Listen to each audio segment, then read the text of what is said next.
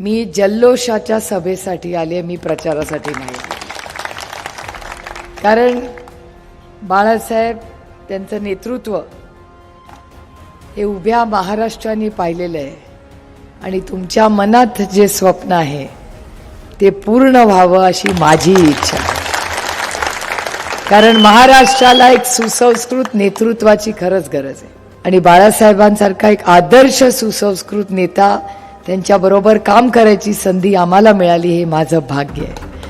जेव्हा जेव्हा मी बाळासाहेबांना भेटते तेव्हा एक मोठा भाऊ, एक आदर्श मोठा भाऊ कसा असावा तर तो बाळासाहेबांसारखा असावा. महाविकास आघाडी जेव्हा सरकार होतं तेव्हा प्रत्येक वेळेस काहीही चर्चा असली तर आदरणीय पवारसाहेब हक्काने नेहमी बाळासाहेबांनाच फोन करतात आणि प्रश्न सुटतो, कुठल्याही पक्षाचा असतो.